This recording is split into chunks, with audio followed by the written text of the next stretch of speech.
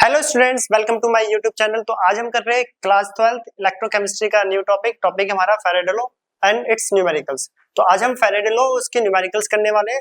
Last class में हमने equivalent और मोलर कंडक्टिविटी करा था। तो चलो आज स्टार्ट करते हैं फैराडेस लॉ। तो आज का हमारा टॉपिक है पहला फैराडे लॉज। फैराडे लॉज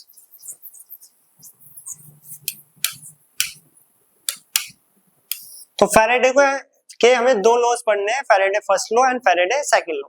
तो फैराडे फर्स्ट लॉ क्या बोलता है कि किसी भी, याद होगा इससे पहले हम पढ़ के आए क्या क्या, कंडक्टेंस पढ़ा था हमने, स्पेसिफिक, मोलर, इक्विवेलेंट, कंडक्टिविटी, सारे टॉपिक्स करके आए और उसके साथ उनके फैक्टर्स भी पढ़े। तो इससे पहले हमने कंडक्टेंस के।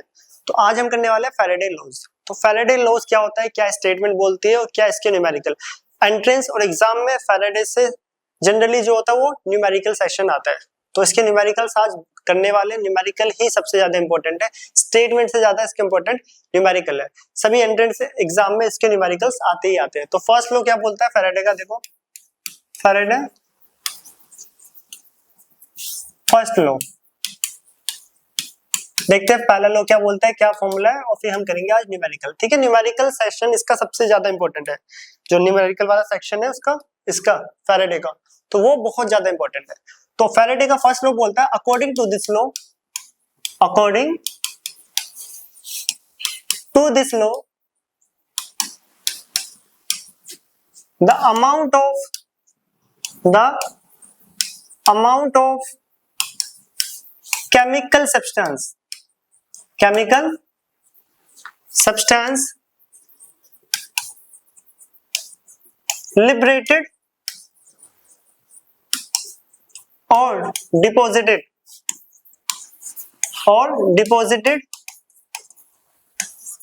in any electrode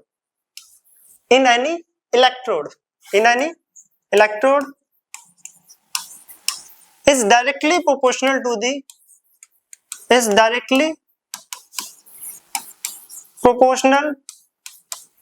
the amount of current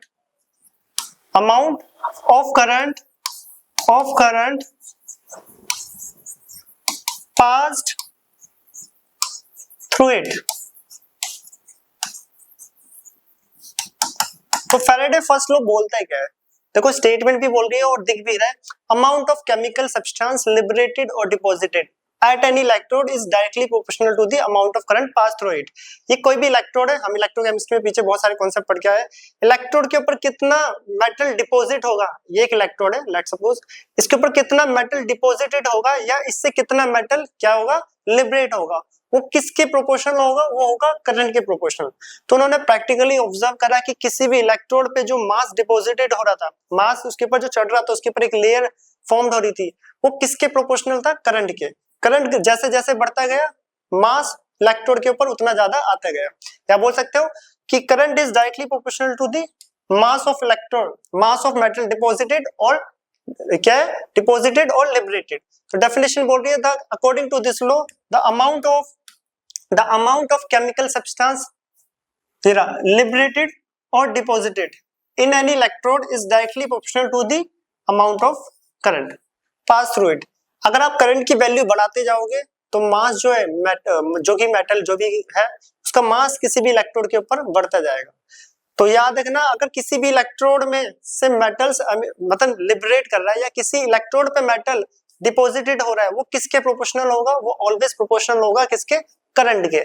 तो फैराडे ने प्रैक्टिकली ऑब्जर्वेशन करी और हम इसको थ्योरेटिकली भी पढ़ रहे हैं, साथ के साथ उनका वो फॉर्मूला भी देखते हैं जो इन्होंने बताया था, और उसका एक छोटा सा डेरिवेशन पोर्शन है और एक छोटी सी ट्रिक भी, जिससे हम न्यूमेरिकल सोल्व करने वाले। तो इन्होंने क्या बोला था, देखो कि जो मास है वो डायरेक्टली प्रोपोर्शनल है किसके, क्यू। ठीक है, किसके, क्यू। एम यहाँ पे क्या है, तो एम में मेंशन कर देते हैं यहाँ पे क्योंकि काम आने वाला है सब चीजें। एम है मास ऑफ मेटल डिपॉजिटेड और लिबरेट। ठीक है, कितना मास आ रहा है या फिर कितना मास जा रहा है मेटल का किसके ऊपर, इलेक्ट्रोड के ऊपर जा रहा है, इलेक्ट्रोड से निकल रहा है, वो एम है, क्यू चार्ज होता है। और हमें पता है I is equal to Q upon T, ये सबको पता है। Then Q is equal to I T हो जाएगा, ठीक है, Q is equal to I T. Proportional का साइन हटा तो यहाँ पे आया जेड, प्रोपोर्शनल का साइन हटा यहाँ पे आया जेड, जेड क्यू, और क्यू की जगह पे क्या आ जाएगा आई टी, तो जेड आई टी। तो ये फॉर्मूला याद रखना, जेड आई टी न्यूमेरिकल्स में काम आएगा। जेड क्या होता है इसको आगे हम ड्राइव कर रहे हैं, Z is equal to electrochemical equivalent, electrochemical, Z को हम क्या बोलते हैं इलेक्ट्रोकेमिकल इक्विवेलेंट। याद रखना भी, अब इसके न्यूमेरिकल करेंगे, न्यूमेरिकल बहुत ज्यादा इंपॉर्टेंट है।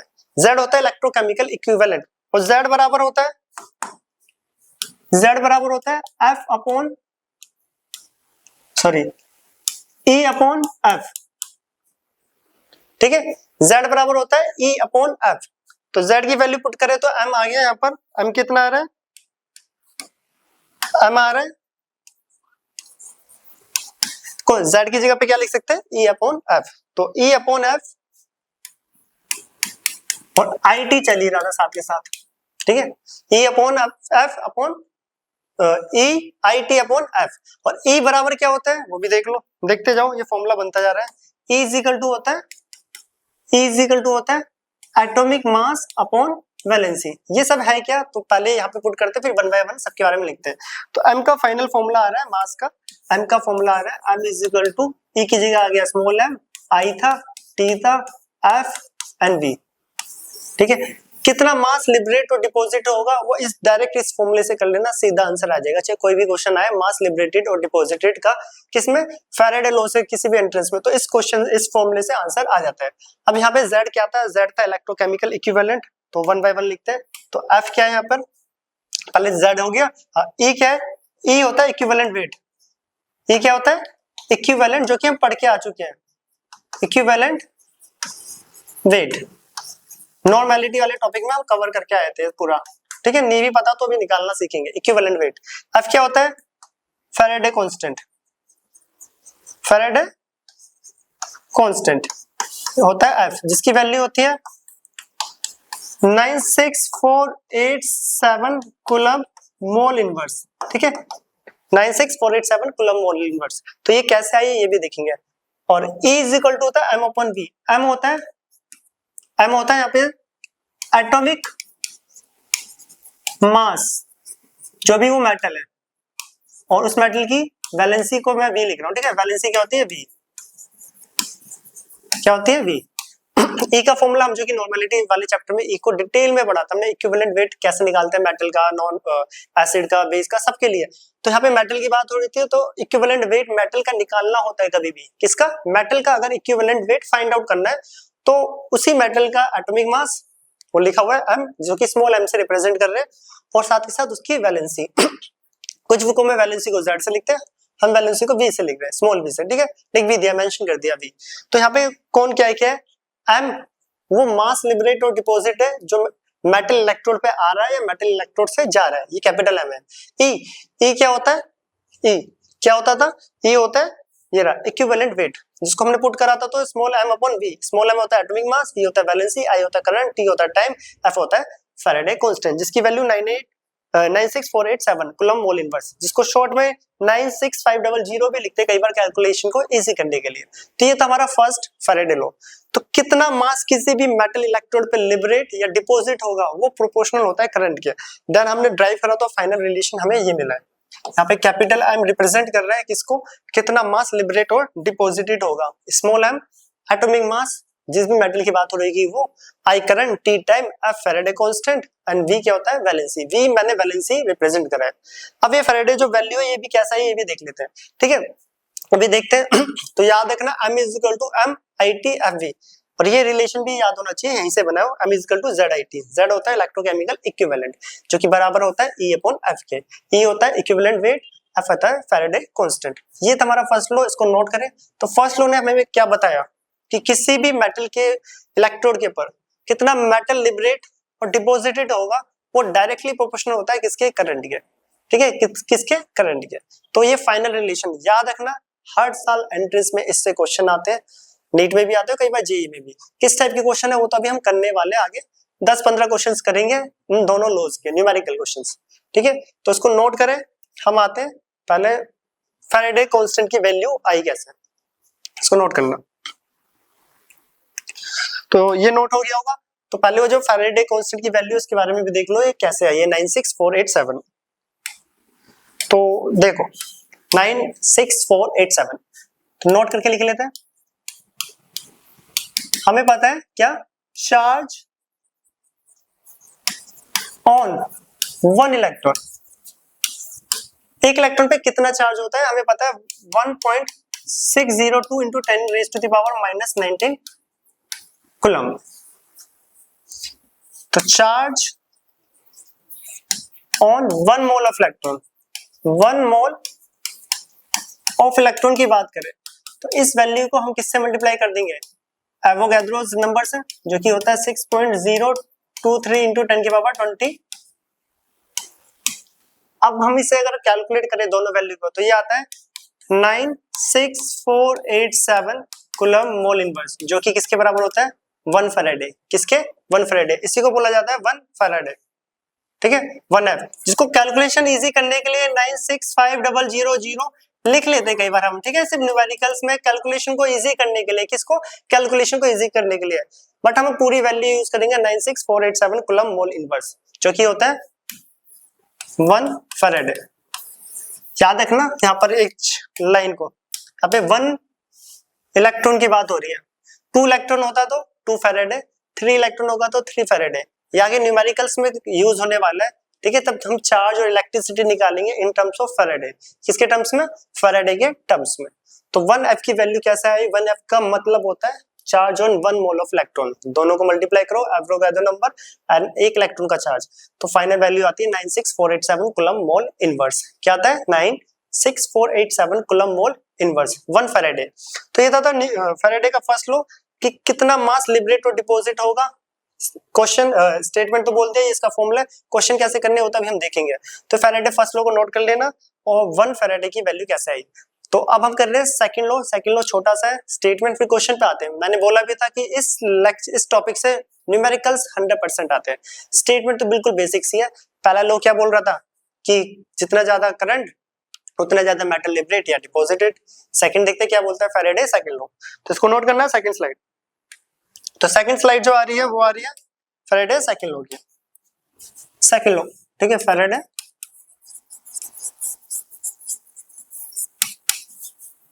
Second law.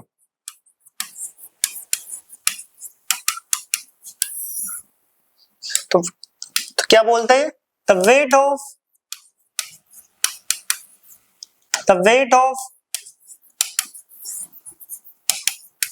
different substance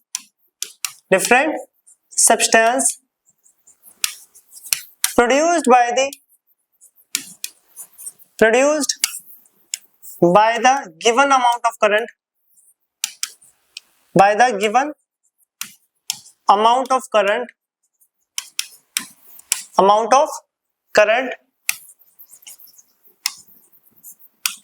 is directly proportional to the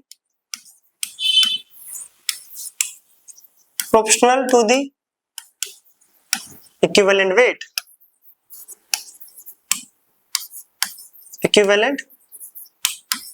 बोल लो, ठीक है, equivalent weight।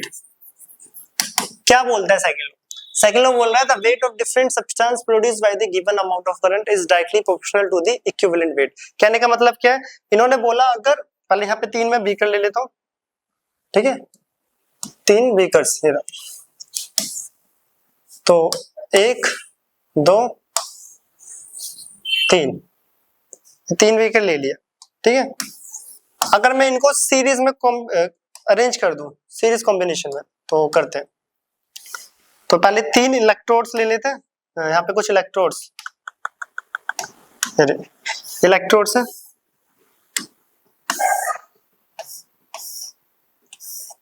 ठीक है, ये इलेक्ट्रोड्स है सेकंड बीकर की, और ये है थर्ड। अब सबके अंदर क्या क्या लिया गया है वो देख लेते हैं। मान लेते हैं इसके अंदर है MgSO4, AgNO3, ठीक है, कुछ भी ले लेते हैं, CaSO4 सॉल्यूशन।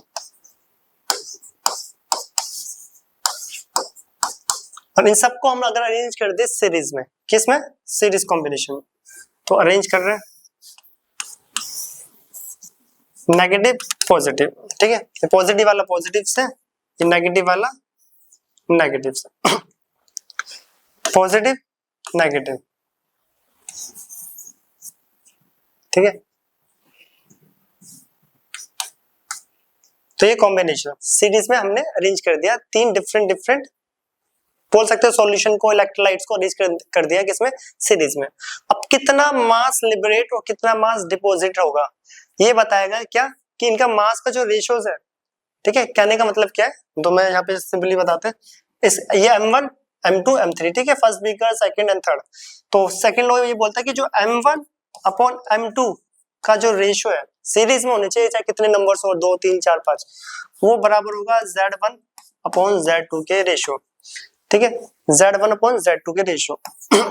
और M2 अपॉन M3 का जो रेशियो होगा वो होगा Z2 अपॉन Z3 के रेशियो।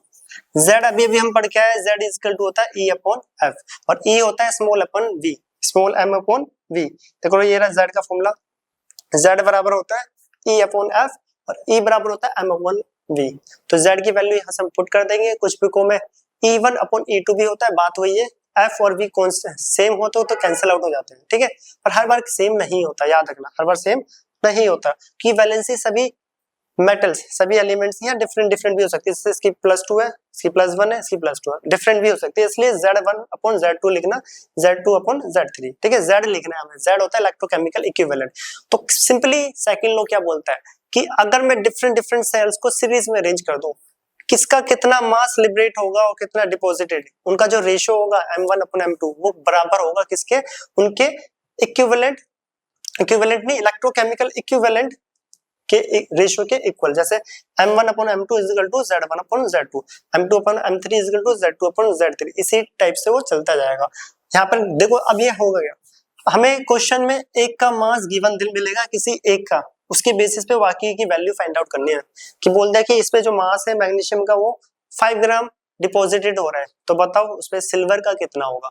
तो इस फॉर्मूले से हम फाइंड आउट करने वाले हैं। ये इसकी डेफिनेशन है, weight of different substance produced by the given amount of current is directly proportional to the equivalent weight. साथ के साथ ये भी बोल सकते हैं, जो रेशियो वाला बोला था, रेशियो वाली स्टेटमेंट भी मिलती है, ratio of masses of different element is equal to their ratio of equivalent electrochemical equivalent, ठीक है। तो याद रखना ये सेकंड लॉ, ये तो था फर्स्ट और सेकंड लॉ। फर्स्ट लॉ का फॉर्मूला ये रहा, M is equal to ZIT, जिसको फाइनल ये रिलेशन जिसको याद है, ये फर्स्ट लॉ के डायरेक्ट क्वेश्चन आते हैं, नीट में स्पेशली डायरेक्ट ही आता है, मेंस वाले में थोड़ा सा घुमा देते हैं। देखते हैं क्वेश्चन कैसे है, तो इनको नोट करना, ये फर्स्ट लॉ था, ये फैराडे की वैल्यू कैसे है, ये सेकंड लॉ, ये रिलेशन याद रखना इंपॉर्टेंट, ठीक है।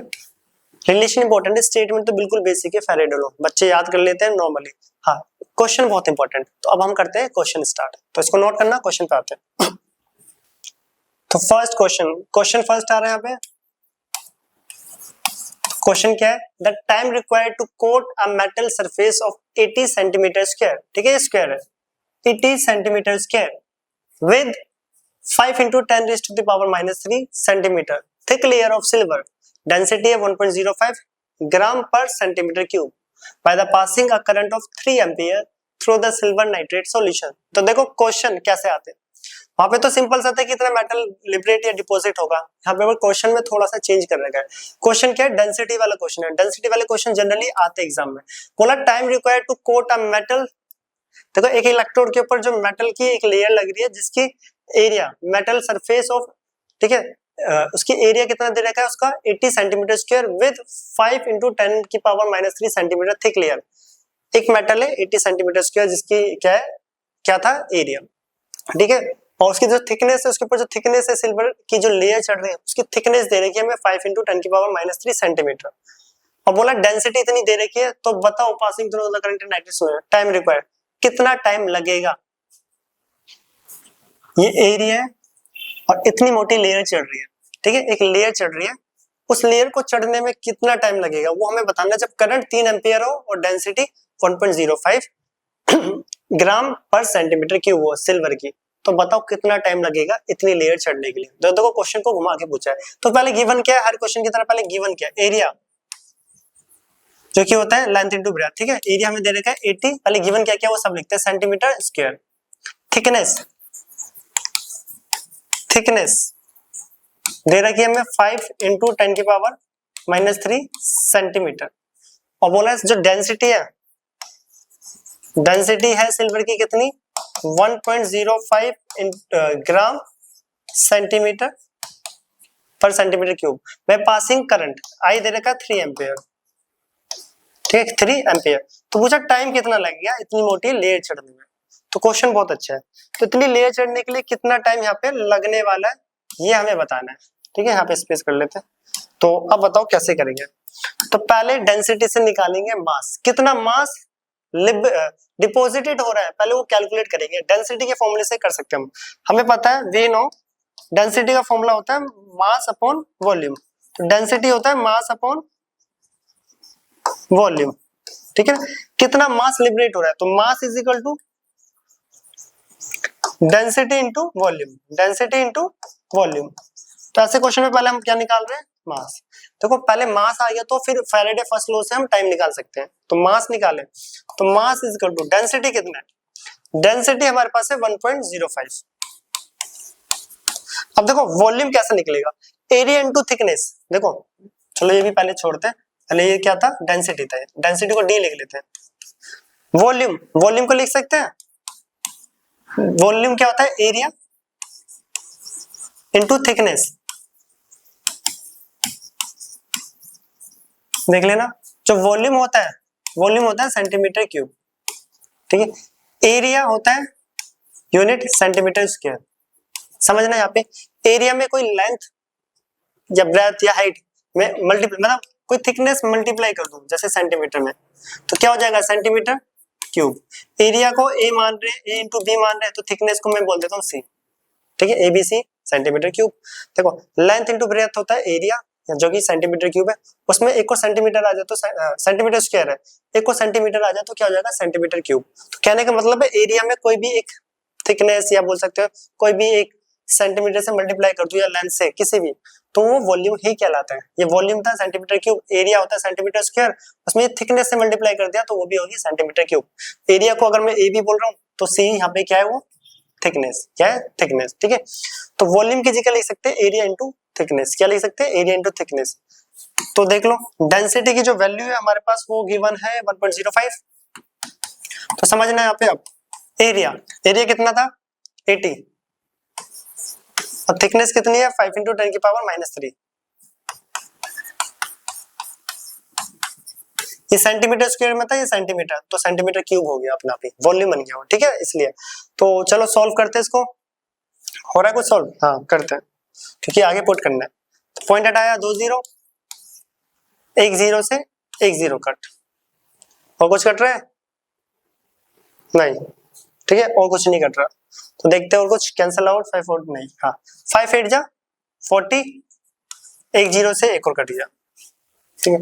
4 को इससे मल्टीप्लाई करें, 4 5 जा 20 22, 4 1 जा 4 इंटू 10 की पावर -3, एक 0 से और कट गया तो 4 2 इंटू 10 की पावर -2 ग्राम आ रहा है। इतना लिबरेट हो रहा है, सॉरी इतना डिपॉजिटेड हो रहा है, क्या हो रहा है थिकनेस आ रही है ना, तो इतना डिपॉजिटेड हो रहा है।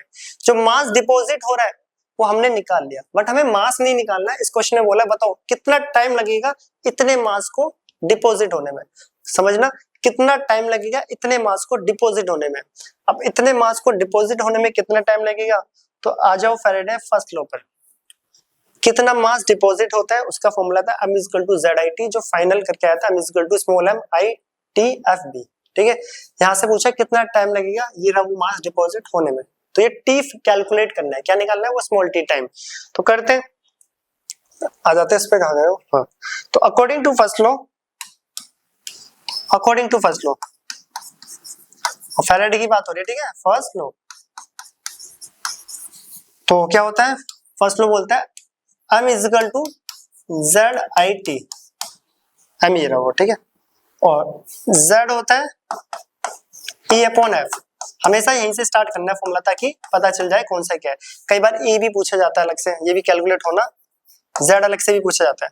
तो E बराबर होता है क्या, small m atomic mass of उस जो भी मेटल थे हमें गिवन होगा, अपॉन वैलेंसी, F पहले से चल रहा था, I ये रहा T, तो यहाँ से हमें निकालना है T, तो T इज इक्वल टू हो गया m V valency, F small m वो जो एटॉमिक मास है, और I करंट। तो ये फॉर्मूला है टाइम का।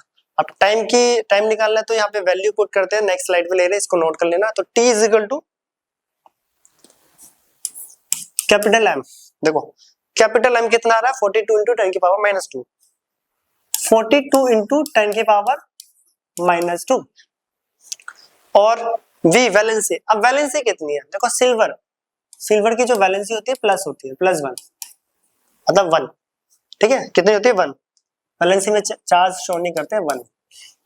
उसके बाद F तो हमें पता है 96487 डिवाइडेड बाय, और क्या क्या वैल्यू है M है एटॉमिक मास, ठीक है, एटॉमिक मास जो भी मेटल दे रखा है इसका कितना होता है 108, नहीं भी पता तो सिल्वर का 108 होता है, ठीक है, सिल्वर का कितना होता है 108 एटॉमिक मास 108, उन्होंने गिवन नहीं दिया, कोई नहीं हम कर लेते हैं 108।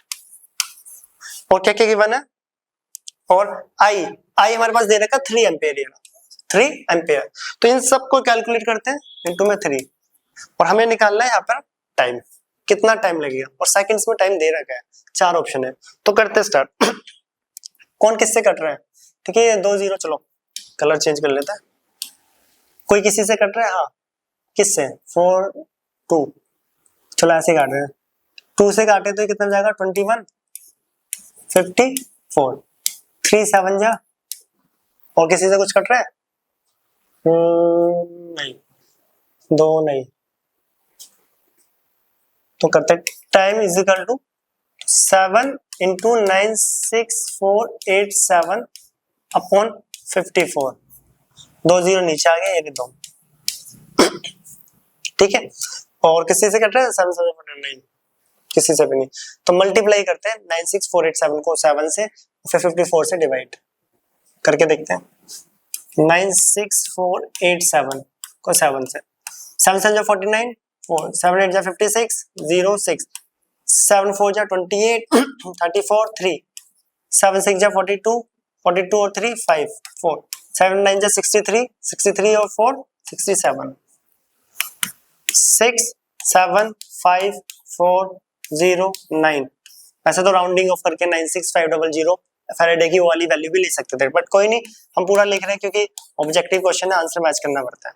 तो 2 के पॉइंट यहाँ पर आ जाएगा, ये हट जाएगा, ठीक है, तो डिवाइड करते हैं 6, इससे आंसर पता चल जाएगा 6754 को 54 से पॉइंट वाली वैल्यू में, तो 1 पे 54, कितना बचा 13, 5 आ गया, 2 पे जाएगा 108, ठीक है, 15 में से गया कितना बचा 15 ही होगा ना, हाँ 15 में से 8 चला गया 7 2 1 0 आ गया, तो 5 5 जा 25, 5 पे जाएगा ना, हाँ ठीक है 25, 125 से जो आंसर स्टार्ट हो रहा है वही है, तो 125 से कौन सा ये 125 सेकंड, तो आंसर आ रहा है हमारा 125 सेकंड, तो कितना टाइम लग रहा है उसको 125 सेकंड, तो क्वेश्चन ये बहुत अच्छा था। तो फैराडे लॉ, तो ये होता है फैराडे लॉ के क्वेश्चन, तो जरूरी नहीं है कि मास डिपॉजिट या लिबरेट हो रहा है वही पूछा जाए, यहाँ पे पूछ लिया था कि मेटल की जो एरिया है वो आपको दे दिया है, कितना डिपॉजिट हुआ है उसकी थिकनेस दे दी है, और डेंसिटी दे दी है उस मेटल की, तो बताओ कितना टाइम लगेगा जब करंट 3 एम्पियर दिया जा रहा है, कितना टाइम लगेगा इतने मेटल को डिपॉजिट होने में। तो पहले हमने मेटल का मास निकाला है कितना डिपॉजिट हुआ है, उसके बाद हमने फाइंड आउट क्या करा है कितना टाइम लगेगा, टाइम के लिए फैराडे का फर्स्ट लॉ। तो ये था first question, question number first. तो बहुत इंपॉर्टेंट क्वेश्चन, सारे इंपॉर्टेंट क्वेश्चन ही आने वाले हैं यहाँ पे फैराडे फर्स्ट और सेकंड।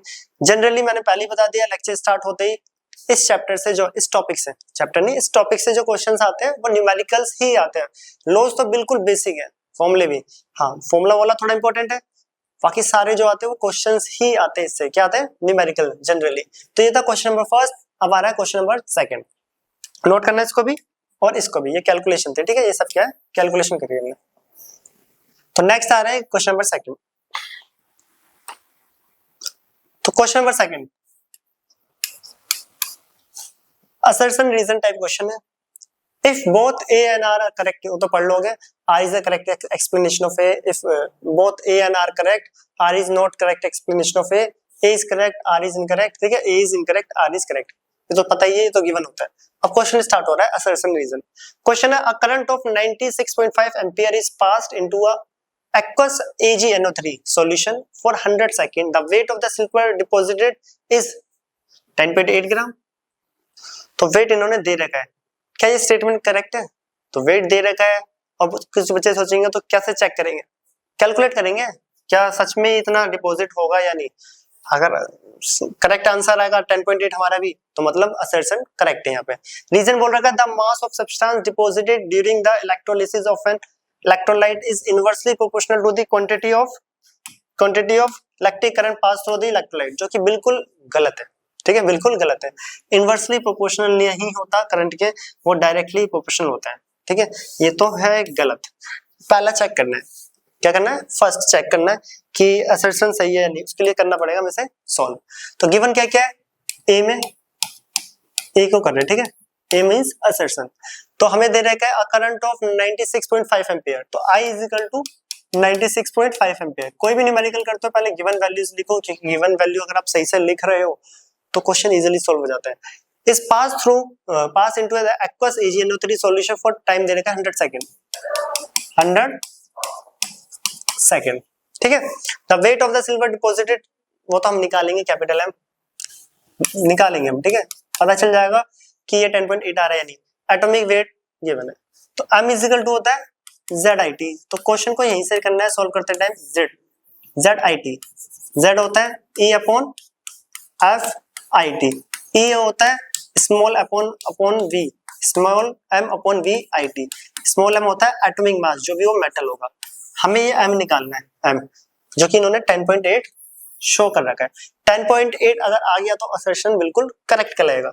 तो चेक करते हैं, मेटल सिल्वर है, सिल्वर का एटॉमिक मास गिवन है, Dv होता है 108 होता है, ठीक है, 108 एटॉमिक मास होता है। आई करंट कितना है 96.5, टाइम कितना है 100। V वैलेंसी कितनी होगी, वैलेंसी कैसे पता चल जाएगा, AgNO3 दे रखा है, Ag की कितनी होती है +1, इसको नहीं भी पता, देख लो, Ag positive plus NO3 negative, +1 ही तो आ रही है पॉजिटिव, तो 1, और फेरेडे पूरी वैल्यू यूज नहीं कर रहे, 96500 कैलकुलेशन को इजी करने के लिए।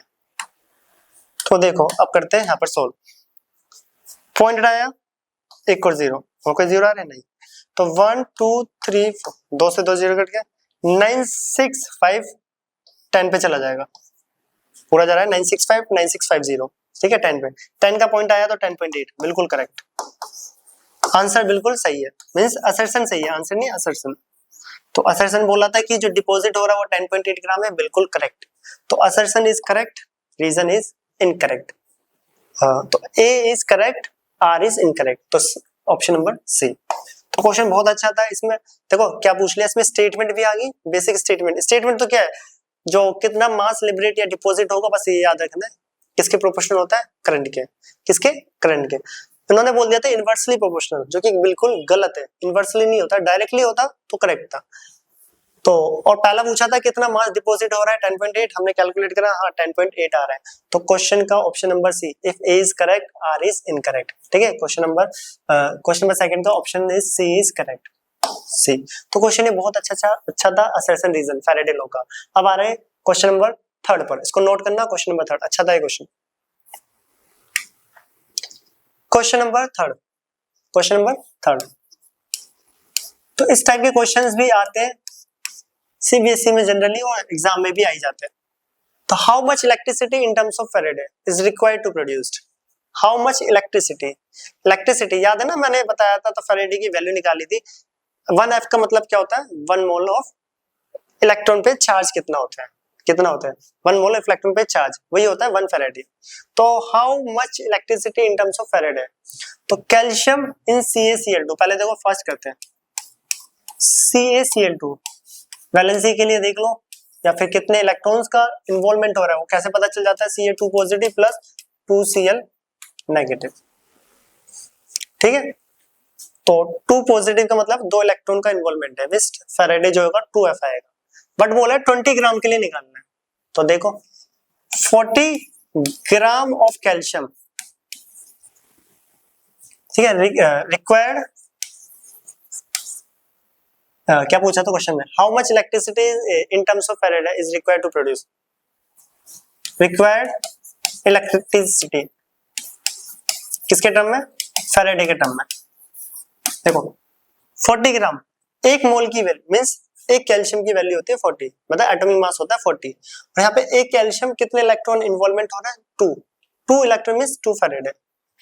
ठीक है, इलेक्ट्रॉन्स को यहाँ पे फैराडे के टर्म्स में लिखते हैं 2 फैराडे। तो 40 gram of calcium required electricity 2 Faraday, 40 के लिए 2 होता है, 40 कहां से आया, कैल्शियम का एटॉमिक मास, तो हमें बोला 20 के लिए कितना होगा, तो 20 ग्राम के लिए तो बिल्कुल बेसिक हो गया है, gram of calcium required electricity 40 divide में, और जिसके लिए निकालना है 20 मल्टीप्लाई में, तो 2F अपॉन 40 इंटू में 20, तो कितना गया, ये गया 2 पर, 2 से 2 गया F, F की वैल्यू आप चाहे लिखना चाहो लिख लो 96487, तो F आंसर है 1F। ठीक है, कितना है, F मींस 1F 96487। तो इस टाइप से करते हैं। हाँ 20 की जगह अगर 10 पूछता तो मल्टीप्लाई 10 जाता, 4.5 पूछते हैं 4.5 मल्टीप्लाई, 50 पूछते तो 50 मल्टीप्लाई। सेकंड देख लो, सेकंड आप कर ही लोगे, बिल्कुल इजी है। सेकंड आ रहा है, बोला है 40 gram of aluminium Al2O3, Al2O3 किसमें टूटेगा ये, 2Al 3 positive plus O2 negative. ठीक है, O2 नेगेटिव, तो एल्यूमिनियम पे 3 इलेक्ट्रॉन का इन्वॉल्वमेंट होता है, 3 वैलेंसी है, तो मींस 3 फैराडे। तो कहने का मतलब है एल्यूमिनियम का एटॉमिक मास कितना होता है, 27 gram of aluminium required electricity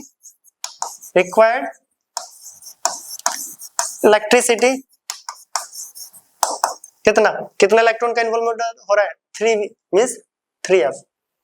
ठीक है, यहीं से पहचान लेना है, ज्यादा कितनी वैलेंसी उसी से पहचान लो 3F, बाकी को तो देख के ही क्वेश्चन हो जाएंगे।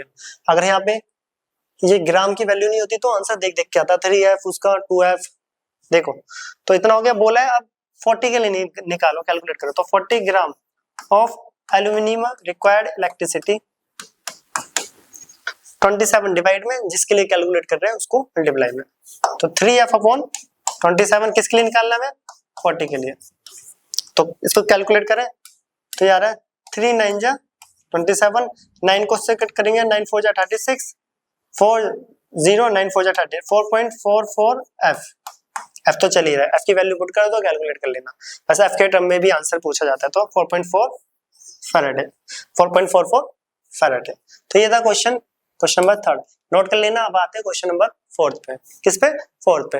याद रखना इलेक्ट्रिसिटी पूछी जाए फैराडे के टर्म में, मींस इलेक्ट्रॉन कितने इन्वॉल्व हो रहे हैं, वही होता है फैराडे। हम पढ़ के भी आए अभी कि 1F का मतलब क्या था, charge of 1 mole of electrons. Next आ रहे क्वेश्चन नंबर 4। तो क्वेश्चन नंबर 4, इस टाइप के क्वेश्चन आते ही आते हैं। ठीक है, छोटे छोटे क्वेश्चन है। तो बोला है how much electric charge is required oxidise, electric charge बोल लो या इलेक्ट्रिसिटी बोल लो या चार्ज, मतलब वही फैराडे ही कैलकुलेट करना है आपको। फैराडे मींस कितना इलेक्ट्रॉन, तो सीधा करते हैं क्वेश्चन पढ़ते 1 मोल ऑफ H2O। तो कैसे करना है ऐसे क्वेश्चन को, देखो O2, तो आप सिंपल सा उसका ऑक्सीडेशन स्टेट निकाल लो। तो ऑक्सीजन का ऑक्सीडेशन स्टेट कितना होता है, -2 होता है, पर एलिमेंट्री और एलोट्रोपिक फॉर्म में 0, जो कि रिडॉक्स में पढ़ चुके हैं। कितने इलेक्ट्रॉन का इन्वॉल्वमेंट हो रहा है, 2, तो 2F खत्म। ठीक है, ऑक्सीजन की ऑक्सीडेशन स्टेट -2 होती है, एलिमेंट्री और एलोट्रोपिक में 0। पेरोक्साइड में तो अलग अलग होती है, -1 कहीं हाफ, ठीक है, वो अलग केस है। यहाँ पे वाटर था, ये -2 होगी ऑक्सीजन की, और O2 में 0। तो कितने इलेक्ट्रॉन का इन्वॉल्वमेंट हो रहा है यहाँ पर, 2, तो 2F। सेकंड की बात करें तो सीधा आंसर आ रहा है। ठीक है, तो अगला, ये एग्जाम में बहुत बार आए हुए ऐसे क्वेश्चंस। FeO से क्या बन रहा है, Fe2O3। तो देखो यहाँ पे ऑक्सीजन की तो दोनों तरफ -2 है, आयरन की चेंज है, जिसको नहीं पता तो देख लो, यहाँ ऑक्सीजन -2 है तो आयरन +2 होगी। यहाँ पे अगर नहीं आ रहा डायरेक्ट तो आप ऐसे कर लो 2x, जिसका कैलकुलेट करना है ये -6 हो जाएगी 3 ऑक्सीजन की, इज इक्वल टू 0। तो x कितना आ गया 3। तो +2 से +3 तो कितने इलेक्ट्रॉन्स का इन्वॉल्वमेंट 1, वही होता है फैराडे 1f। तो डायरेक्ट कर सकते हो देख देख कर, ठीक है। ऐसे क्वेश्चन आए तो कुछ ज्यादा बड़ा नहीं है, फैराडे के टर्म्स में दे रहेगा तो हाँ 1f, f की भी वैल्यू पुट करनी है तो 96487 से मल्टीप्लाई कर दो, आपका आंसर आता जाएगा। तो ये था क्वेश्चन नंबर 4। अब आ रहे हैं क्वेश्चन नंबर 5 पर। Question number 5, how long has a current of 3 ampere to be applied through a solution of silver nitrate to coat a metal surface? ठीक है, जो अभी पीछे क्वेश्चन करा था उसी टाइप का सेम क्वेश्चन है। तो ये मेटल सरफेस, एक मेटल इसकी एरिया इतना दे रखा है, हाँ थोड़ा सा अलग क्वेश्चन है, थिकनेस दे रखी है इतनी, डेंसिटी ये, तो बोला है how long has the current of 3 ampere to be applied, तो कितनी देर तक 3 एम्पियर का करंट अप्लाई करा जाए एक सॉल्यूशन है silver nitrate to coat a metal surface 80 centimetre square की, जो उसकी एरिया है उसका, और थिकनेस है 0.005 मिलीमीटर, और डेंसिटी इतना दे रखा। तो बताओ कितना टाइम लगेगा इतनी लेयर चढ़ाने में, इतनी मोटी 0.005 mm थिक लेयर। तो टाइम निकालना है, तो यहाँ पे फाइंड आउट करना है टाइम।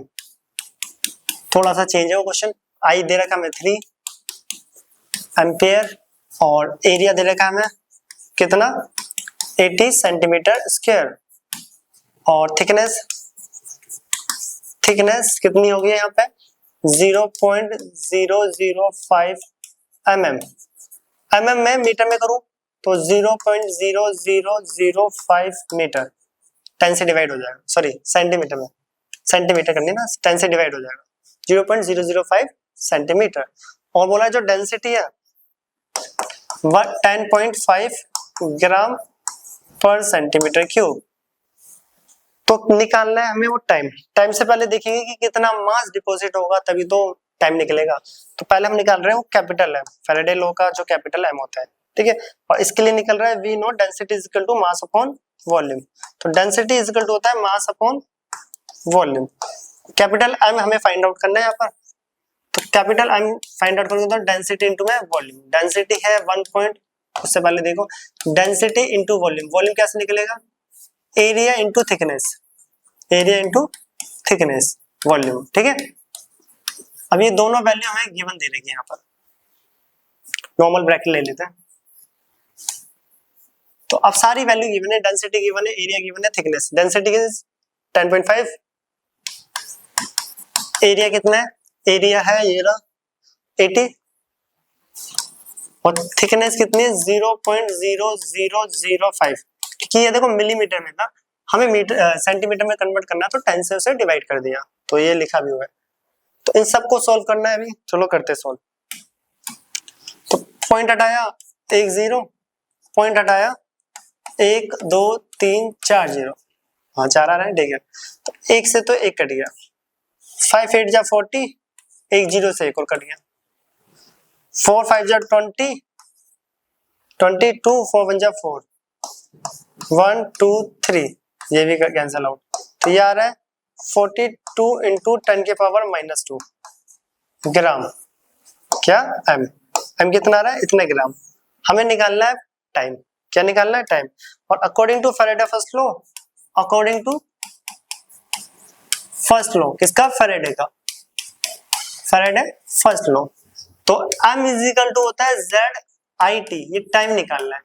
तो z की अगर वैल्यू डालो तो e अपॉन f, और डायरेक्ट डाल देते e अपॉन f, और e इज इक्वल टू होता है एटॉमिक, वही मास या वेट अपॉन वैलेंसी। तो सीधा सा बोला जाए तो m i t valency into Faraday, बार बार कर रहे हैं हम, डायरेक्ट लिख दिया, ठीक है। अब इसमें से टाइम कैलकुलेट करना है, तो t is equal to m v f upon m i।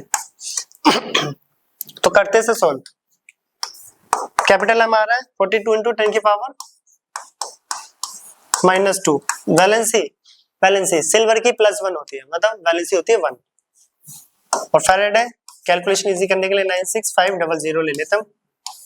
और small m atomic mass of silver जो कि होता है 108, एंड करंट हमें दे रखा है 3 एम्पियर, करंट दे रखा हमें कितना 3 एम्पियर, कितना दे रखा है 3 एम्पियर। इन सबको अगर सॉल्व करा जाए 10 - 2 आके ये 2 कट जाएंगे इससे -2 से, और क्या क्या बच रहा है 3 2 जा, ठीक है चलो कट करते हैं, बचा हुआ 2 से कटेंगे तो 54 करेंगे तो 21 3 7, ठीक है 3 7, और कुछ कट रहा है नहीं, और है 7,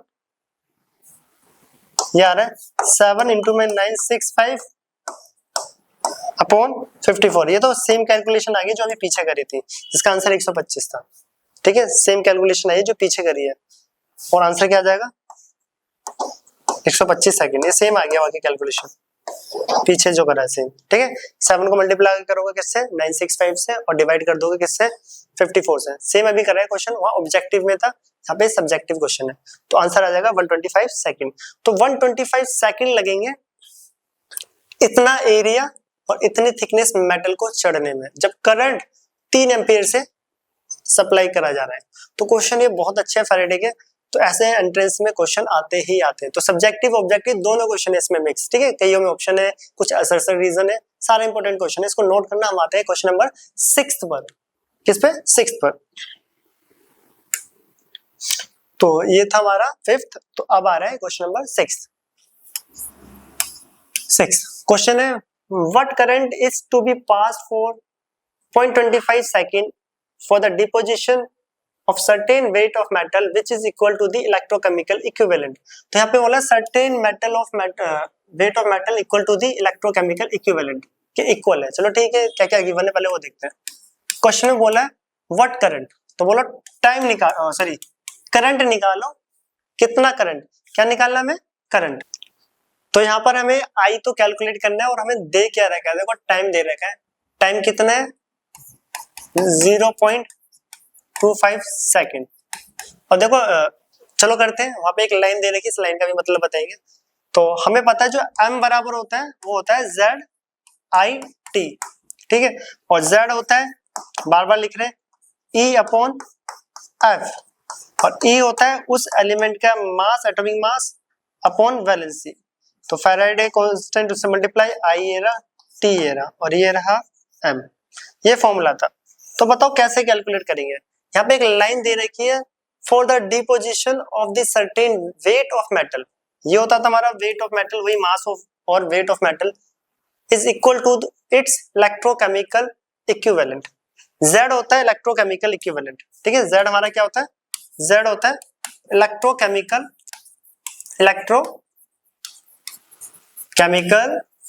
इक्विवेलेंट,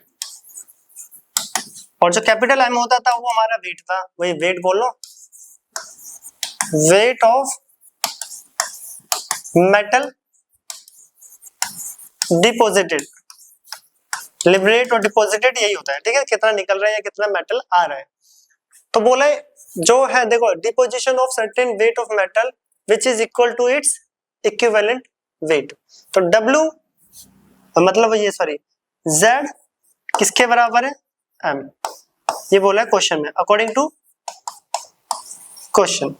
तो according to question Z is equal to M, देखो दोबारा देख लेना, लिखा हुआ weight of metal which is equal to the equivalent electrochemical equivalent. तो W और M इक्वल है, तो W और M इक्वल है, इसी पे आ जाते हैं, आगे जा ही नहीं रहे। तो M बराबर हमारे पास था ZIT, W और M इक्वल है, तो यहाँ पे देख लेना, सॉल्व कर लेते हैं। चलो यहाँ नीचे इस रिलेशन से देखें तो M अपॉन Z, ठीक है इस वाले रिलेशन से M upon Z is equal to IT। M और Z इक्वल है, तो दोनों कट के क्या आ गया 1, कितना आ गया 1, तो 1 is equal to IT, 1 is equal to IT। और हमें इनमें से क्या दे रखा है, टाइम दे रखा है, तो टाइम दे रखा है कितना 0.25, तो I बराबर हो गया 1 अपॉन 0.25, पॉइंट हटाया ऊपर 100 आ गया, 25 4 जा 100, तो करंट आ रहा है हमारा 4 एम्पियर। तो कितना है करंट 4 एम्पियर, तो option number A is correct 4 ampere. तो 4 कैसा है, यहाँ पे क्वेश्चन में गिवन था जो वेट ऑफ मेटल डिपॉजिट है वो इलेक्ट्रोकेमिकल इक्विवेलेंट के इक्वल है, तो ये दोनों कैंसिल आउट, मतलब इक्वल है तो 1 ही आ गया, तो यहाँ से हमने निकाल लिया I। तो कितने एम्पियर करंट लगा, 4 एम्पियर। तो ऑप्शन ए इज करेक्ट। तो ये क्वेश्चन भी बहुत अच्छा था। तो अब करते हैं नेक्स्ट क्वेश्चन, क्वेश्चन नंबर 7। इसको नोट कर लेना, जिसको नोट करना है स्क्रीनशॉट लेना है, देख लेना। Question number 7। तो अब आ रहा है क्वेश्चन नंबर 7। क्वेश्चन नंबर 7 है, if the aqueous solution of following salts are electrolyzed for 1 hour with 10 ampere current, which solution will deposit the maximum mass of the metal at cathode? The atomic mass, the atomic weight, this सबका दे रखा है हमें। हाँ, तो यहाँ पे कुछ salts दे रखे हैं, ठीक है। बोला है किस पे सबसे ज्यादा मेटल डिपॉजिट होगा। क्या सबको सोल्व करना है? नहीं, यहाँ पे बोल रहा है 1 घंटे टाइम है 1 आवर, और जो करंट है 10 एम्पियर दिया जा रहा है सबको। तो बताओ इन सब में से किसका मेटल डिपॉजिट, मतलब सबसे ज्यादा मेटल डिपॉजिट होगा किसमें। तो करते हैं 1 बाय 1। तो करना कैसे है, देखो पहले वही वापस फॉर्मूले पे आ जाए। M इज इक्वल टू होता है ZIT, और Z बराबर होता है E अपॉन F, IT साथ में चल रहा है, और E बराबर होता है atomic weight upon valency, F और IT अभी है। यहाँ पे हमें ये कैपिटल M निकालना है, ठीक है। क्या निकालना है? Capital M। क्या निकालना है? Capital M। तो ध्यान से देखना, करंट और टाइम सेम है।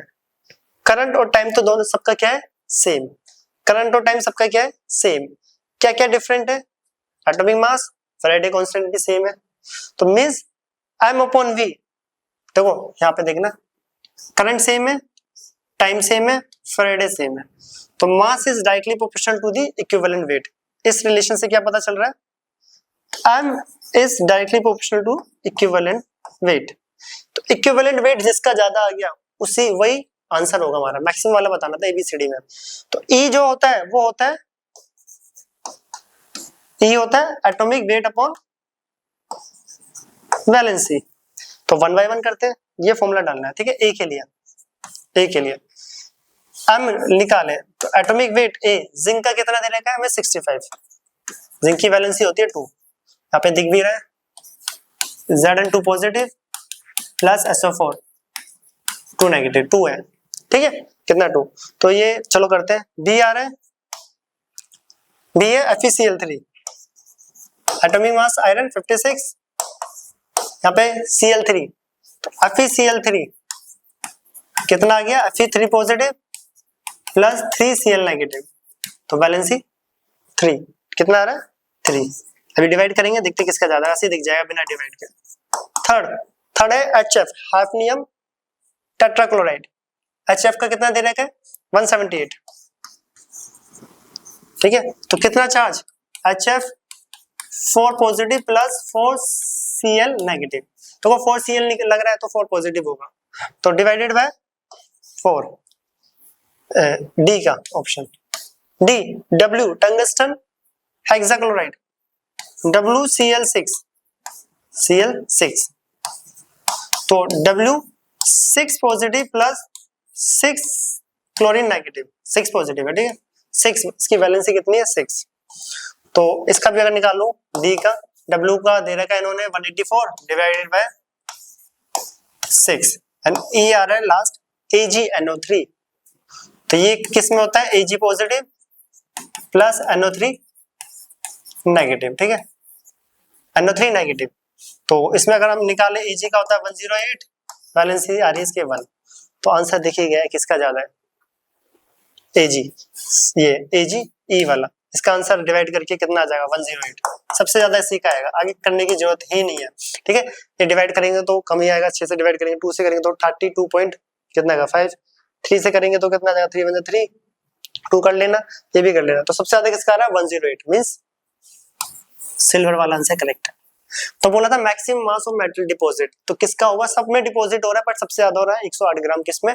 AgNO3। तो क्वेश्चन ये भी अच्छा था, ठीक है। यहाँ पे कंपेयर भी करने के लिए आ गया, और वैलेंसी कैसे निकलती है बताना चाहिए, और कैसे हम कंपेयर करेंगे। ये नहीं कि एक एक को पूरा सोल्व कर रहे हो, नहीं, यहाँ पे देख लो कि मास के लिए क्या कॉमन है, वो चीज हटा लो, और किसके प्रोपोर्शनल है E के। तो ये क्वेश्चन बहुत ज्यादा अच्छा था। नेक्स्ट आ रहा है क्वेश्चन नंबर 8 पर। तो ये था क्वेश्चन नंबर 7, इसको नोट करना हमारे क्वेश्चन नंबर 8 पर। तो question number 8, how much charge is required, वही चार्ज मतलब फैराडे बताना है। तो करेक्ट है ऐसा question. 1 mole of Al 3 positive to Al, तो 3 पॉजिटिव से कैसे Al बनेगा, तब ये 3 इलेक्ट्रॉन को गेन करेगा। तो 3 इलेक्ट्रॉन मींस चार्ज रिक्वायर्ड कितना गया 3 फैराडे, ठीक है। इलेक्ट्रॉन्स कितने इन्वॉल्व हो रहे हैं, वही होता है फैराडे, वही होता है चार्ज रिक्वायर्ड फैराडे के टर्म्स में। बस बी की बात करें हम तो Mn फॉर नेगेटिव, ये वाला क्वेश्चन आ रखा है कई बार, से Mn2 पॉजिटिव। तो इसमें कैसे करोगे, तो इसकी ऑक्सीडेशन स्टेट निकाल लो, इसको नहीं पता तो ऐसे कर लेना। देखो Mnx -8 इज इक्वल टू -1, ठीक है। तो x कितना आ गया +7, तो +7 से जा रहा है +2, तो कितना हुआ 5, तो 5 फैराडे। क्लियर। तो ये क्वेश्चन तो देख के ही हो जाता है, 5 3 देख कर तभी कैलकुलेट करके दिखा रहे हैं। तो इस टाइप के क्वेश्चन मैच द फॉलोइंग में नीट के एग्जाम में कई बार आ रखे हैं और एग्जाम में आते भी है। तो नेक्स्ट कर रहे हैं क्वेश्चन नंबर 9, तो इसको नोट कर लेना। क्वेश्चन नंबर 9, तो question number 9, number of Faraday is required to generate 1 gram atom of magnesium from molten MgCl2। तो क्वेश्चन नंबर 9 करते हैं। तो number of Faraday is required to generate 1 gram atom of the magnesium from molten MgCl2। हमें MgCl2 दे रखा है, इसको dissociate मतलब break करोगे तो Mg2 positive plus 2Cl negative. तो करने की भी जरूरत नहीं है, देख के ही पता चल रहा था वहीं पे कितना फैराडे रिक्वायर्ड हो रहा है, 2 पॉजिटिव मतलब तो 2F, तो कितना मेरा 2, ठीक है। ऐसे क्वेश्चन आता है वो तो देख के ही हो जाता है डायरेक्ट, इसमें कुछ कोई रॉकेट साइंस नहीं है, नॉर्मल सा लिखा हुआ है generate 1 gram of atom magnesium from molten MgCl2, कितने इलेक्ट्रॉन इन्वॉल्व हो रहा है वही फैराडे होता है। तो क्वेश्चन नंबर 9 का आंसर है बी सेकंड, जो कि है 2F। Next question number 10, question number 10 चलो करते हैं। क्या दे रखा है, direct current deposit 54 gram of silver, इसका एटॉमिक मास इतना है। During the electrolysis how much aluminium would be deposited from aluminium chloride solution bye same amount of electricity. अब देखो यहाँ पे ये क्वेश्चन सेकंड लॉ का है, किसका है सेकंड लॉ। कैसे पता चल रहा है सेकंड लॉ का क्वेश्चन है, हमें एक का मास दे रखा है दूसरे का निकालना है। बोला है direct current deposit 54 gram of silver, इसका एटॉमिक मास इतना है, ठीक है।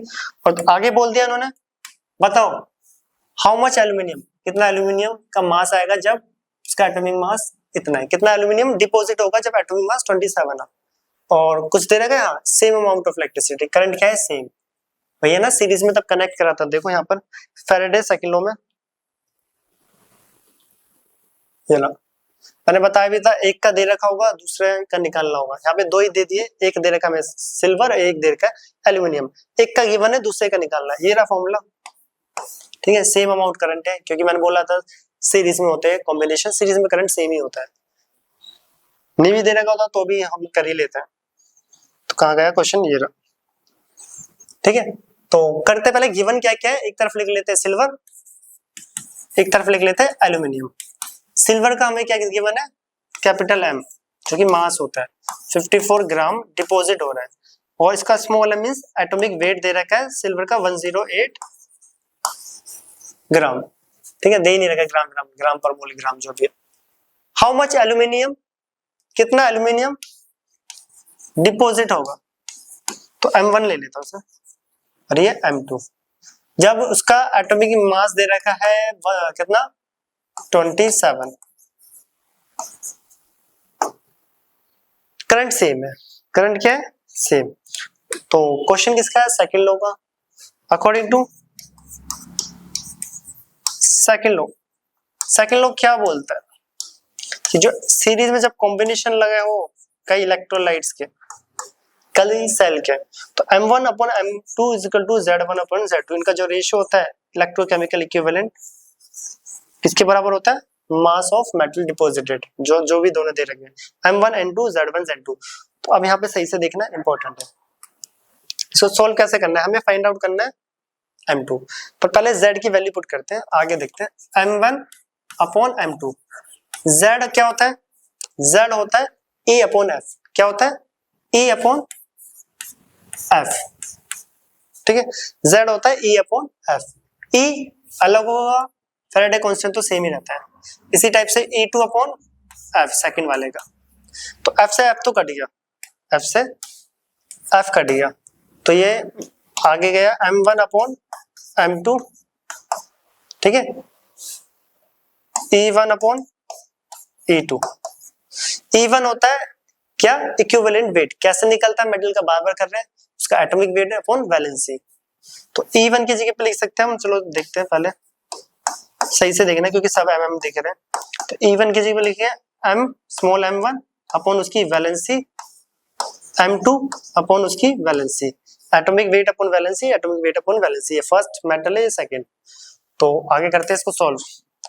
वैलेंसी से वैलेंसी नहीं कटेगी, याद रखना दोनों की वैलेंसी अलग है, तो इसको भी 1 ले लूं, इसको 2, ठीक है, वैलेंसी ऑफ सेकंड, क्योंकि वैलेंसी अलग अलग है। क्या अलग अलग है, सिल्वर है तो प्लस होता है, एल्यूमिनियम है तो 3 है, ठीक है। तो सारी वैल्यू पुट करते हैं अब, तो पुट करने से पहले देख लो m1 अपॉन m2, ऊपर मल्टीप्लाई गया तो स्मॉल m इंटू में v2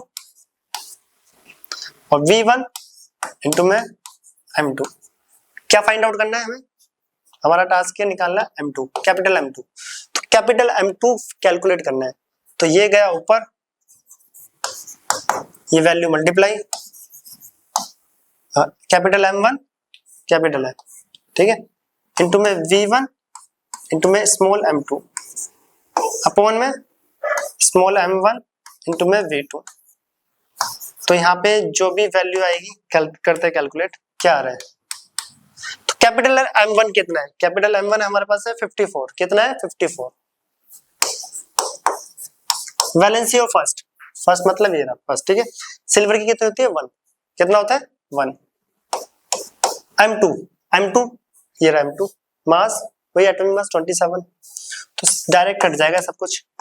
स्मॉल m1 कितना है, स्मॉल m1 108, कितना आ रहा है 108, और वैलेंसी है 3 एल्यूमिनियम की, ठीक है, P2 वैलेंसी एल्यूमिनियम की 3। तो देखो सब एक दूसरे से कट रहे हैं, 3 1 जा 3, 3 1 जा 3, 2 18 पे गया, ठीक है, किस पे गया 18 पे। और कौन किससे कट रहे हैं, 27 के टेबल पे जाते हैं, हाँ 4 पे जाते हैं, 3 1 जा 3, 2 3 8 जा 24, ठीक है, 27 4 पे 108, 4 4 जा 16, 2 0 4 5 जा 20, कितना कोई आ रहा है ग्राम 4.5, तो ये रहा 4.5 ग्राम, ए आंसर इज करेक्ट। तो कितना मास डिपॉजिट हो रहा है किसका, एल्यूमिनियम का 4.5 ग्राम। तो क्वेश्चन है ये सेकंड लो का, सेकंड लो के क्वेश्चन आपको देखते ही पता चल जाएगा, एक का मास दे रखा होगा, दूसरे का फाइंड आउट करना है, वो सब सेकंड लो के होते हैं। और जो फर्स्ट लो के होंगे उसमें टाइम पूछ लिया जाएगा, कभी मास डिपॉजिट पूछ लिया जाएगा, डेंसिटी आ जाएगा, डेंसिटी से मास निकालो, मास से टाइम निकालो, ठीक है, करंट पूछ लो, ये सब चीजें। तो ये था सेकंड लो का क्वेश्चन, नोट करना। क्वेश्चन नंबर आ रहे 10th हो गया, अब आ रहे 11th पर, किस पे 11th। तो अच्छा था ये भी क्वेश्चन काफी, सेकंड लो का। क्वेश्चन नंबर 11th,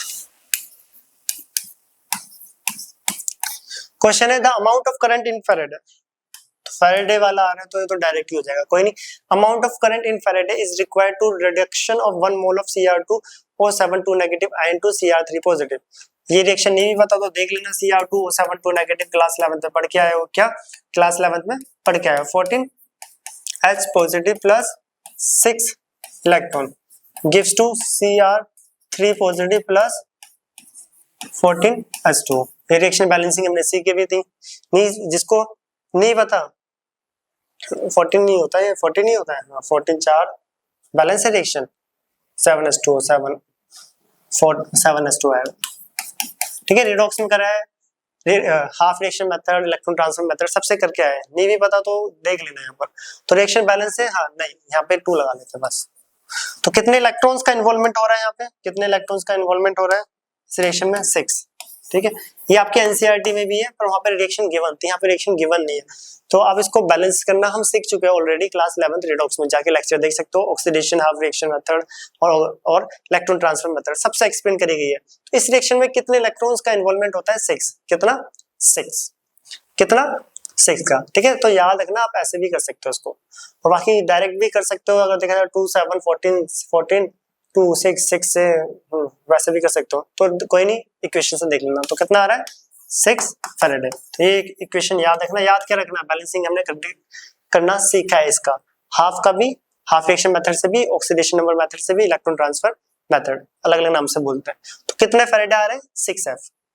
ठीक है, एनसीईआरटी में ये क्वेश्चन है, बट वहां पे रिएक्शन की बनती है, तो देख के ही पता चल जाएगा। यहाँ पे रिएक्शन नहीं दी, रिएक्शन आपको पता होना चाहिए। ये था क्वेश्चन नंबर 11। अब आ रहा है 12th। तो क्वेश्चन नंबर 12, इसके बाद 2-4 और क्वेश्चन होंगे। कितने क्वेश्चन हो रहे हैं? ठीक है, 1 2 3। हाँ, तो ये 12th आ रहा है, फिर इसके बाद 13th है। तो ये 12th क्वेश्चन है। 1 litre of 1 mCSO4 solution is electrolysed. ठीक है, ये होमवर्क में करते हैं 2 क्वेश्चन। अच्छा क्वेश्चन है, देखते हैं होमवर्क में कौन करेगा। थोड़ा ध्यान से पढ़ना क्वेश्चन को, कॉन्सेप्ट पे चलेगा। जरूर नहीं कि क्वेश्चन देख के सॉल्व करना स्टार्ट कर दें, स्टेटमेंट को पढ़ना बिल्कुल आराम से। 1 litre of 1 mCSO4 solution is electrolyzed after passing 2F charge. The molarity of CuSO4 solution will be। तो बोला 1 mCS copper sulphate solution is electrolyse करा जा रहा है after passing 2F charge, 2 Faraday. ठीक है, याद रखना 2 फेरेडे, इस पे ध्यान देना है, आपको वहां से एक हिंट मिलेगी। द मोलरिटी ऑफ कॉपर, क्योंकि मैं इसमें हिंट दे दूं तो आंसर सीधा आ जाएगा। Molarity of CuSO4 solution will be, कितनी होगी? 0 m/4 या m/2। ठीक है, तो ये होमवर्क में करते हैं क्वेश्चन नंबर 12 और 13।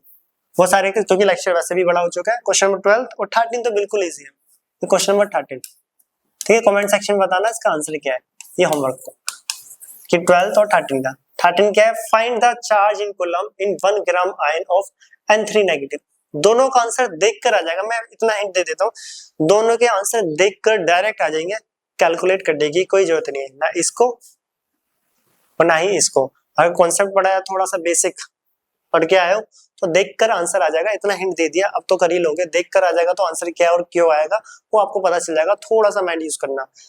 जिसका भी आंसर जो भी आ रहा है वो कमेंट सेक्शन में पूछ लेना, जिसका नहीं आ रहा है वो भी पूछ सकता है, मैं कमेंट सेक्शन में भी बता दूंगा आंसर की इन दोनों के आंसर क्या है। हाँ, कमेंट करते टाइम याद रखना क्वेश्चन नंबर 12 एंड 13 अलग अलग है। ये 12th है और 13 ये।